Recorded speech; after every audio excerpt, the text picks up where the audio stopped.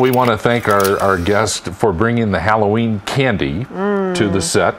I want you all to meet Dr. Byron Wall with Cosmetic Dentistry of New Mexico. And look at those dental scrubs you have on.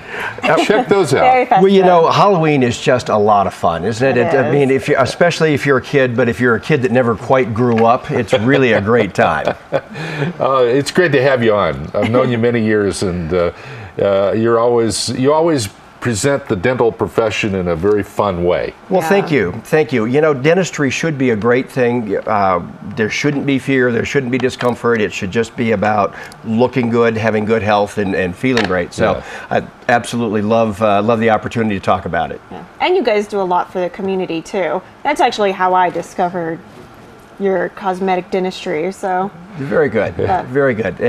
You know, it's nice to give back, and I think you know, it really has just made my living here, being a part of the community, just that much better to be part of good projects. All right, Byron, you're doing a Halloween candy buyback. Everybody wonders what dentists do about Halloween.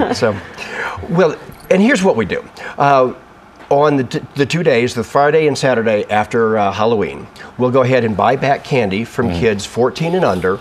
Up to 5 pounds, we'll give them $1 a pound for their candy. And then what we do is we partnered with Blue Star Moms. Now, this is our 7th annual.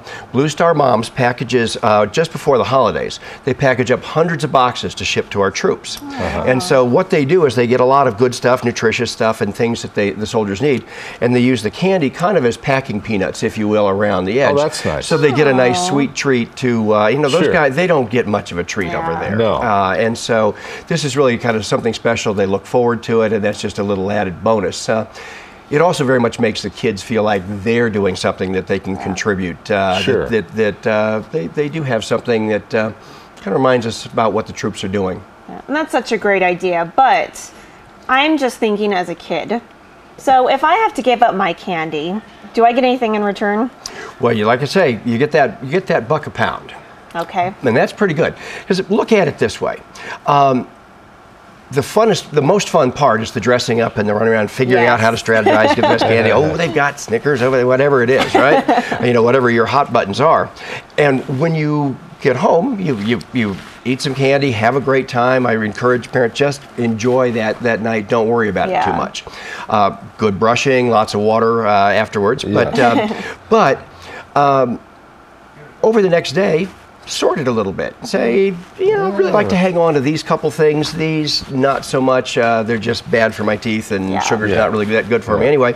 And get that pillowcase full of candy out of the house so it's not tempting. And a few dollars kind of looks better the day after Halloween than any more candy. Yeah, you've had both your candy and get a couple of bucks too. And that's a great idea. Now, you've been doing this a few years, haven't you? This is our 7th annual. It's just been a really wonderful thing to do, and we enjoy seeing the kids the next days after it.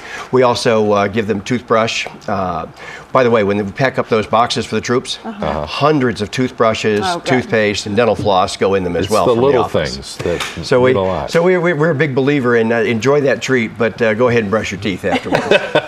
And speaking of brushing your teeth and all, so do you usually see a spike in cavities after Halloween, or is there not really any correlation? You know, over the years, there is a trend to have more, call it dental emergencies. You know, cavities tend to take a long period of time. I mean, you pay for the things that you did years ago if you don't take good care of things. So there's, it's never too late to stop with good oral hygiene to hold on right where you're at. But it isn't like you eat candy and next week you have a cavity. But what we do see is, particularly the candy that sits around in people's closets and stuff that they eat, we see dental emergencies from breaking things, pulling off crowns, that kind of thing, throughout the holiday season. The stuff that'll pull out your fillings. Exactly. Oh yeah, that's the worst thing. Exactly. You're exactly right. And you know what we do too is we really try to encourage you know, good candy versus bad candy. Sure. In other words, all candy isn't just bad for you. I've got chocolate and gum are things that we recommend, particularly sugar-free gum. What a great treat! And that really is actually fairly good for your teeth. One of the things that we've seen is there's a really bad trend out there. You know, dentists for years said avoid the sticky stuff. Yeah. Because the sticky stuff adheres that sugar to your teeth. In about 20 minutes, the bacteria go crazy, have a party, and make a lot of acid on your teeth. But the only way you can make sugar worse is combine it with acid. So when you look in the candy section and you see all these things that say sour this, extreme, know that the major flavor ingredient is acid. So you're already dissolving some enamel away, then you're bathing your teeth in sugar. So those really are dangerous. So this is the bad pile. This is kind of our bad candy pile right here.